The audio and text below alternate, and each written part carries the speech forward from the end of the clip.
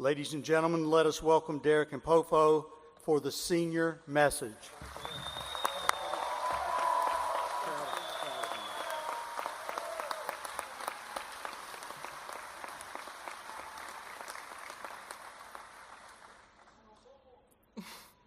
Hello, everybody. Okay, so class of 2026 graduate. I want each of you to look next to your neighbor and say, "We made it." Come on, there gotta be some power in it. We made it. The reason why I did this is because it's really, very difficult to do school in 4 years, and we all are now here, meaning how far we have been able to achieve this, which is really interesting. And I would like to also use this opportunity to thank my parents and my family back in Ghana, my brothers and my sisters. I know they are watching me live from here, so hi, everybody.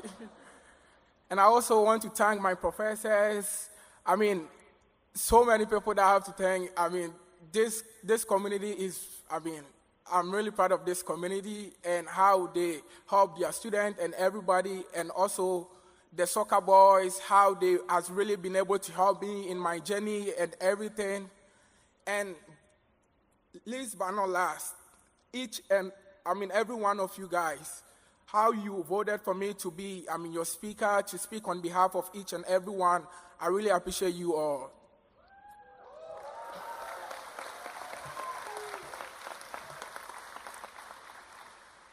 Good morning, distinguished faculty, honored guests, proud families, and my fellow graduates of Jewell College. A few years ago, I was sitting on a bus leaving from Ghana to Cote d'Ivoire. I barely slept that night, not because the ride was uncomfortable, but because my life felt uncertain. My father had died, and after losing him, something inside me changed. When someone you love dies, the world becomes quieter in a painful way. You still wake up, people still alive, life still moves on, but part of you feels left behind. I remember looking outside the window during that long ride and thinking about how my father will not be able to see the man I'm trying to be. Never see me graduate, and never see me become the doctor I want to be able to serve others. And honestly, there were moments when I wanted to give up on all those dreams, because dreams make you tired, both physically and spiritually. The reason why I was on the bus was because I was trying to get my visa to come to the United States to study.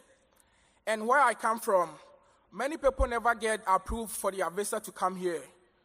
That morning, the embassy room was silent. One by one, names were called.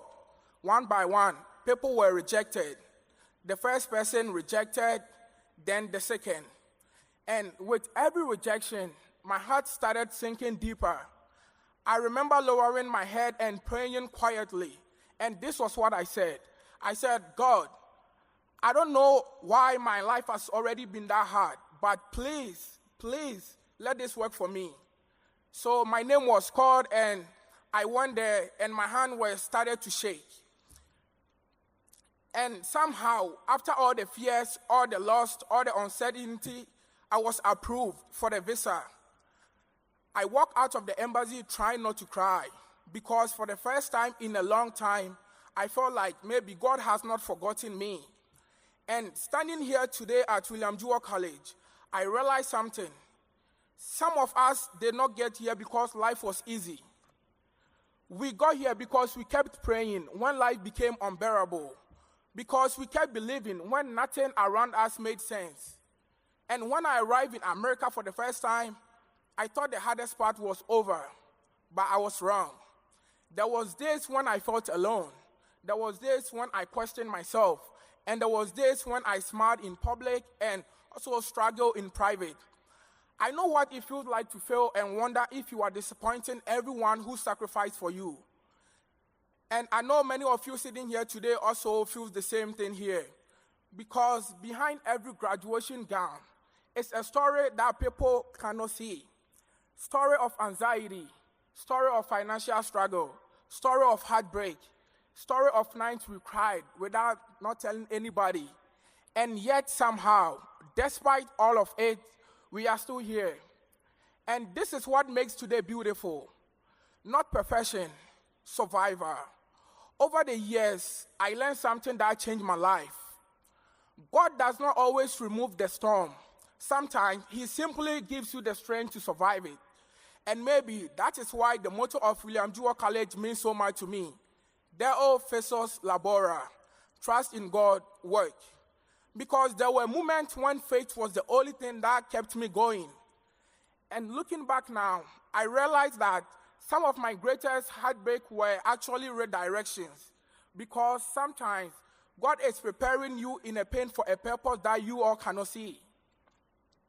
So, class of 2026, as we live here today, I hope you all remember this.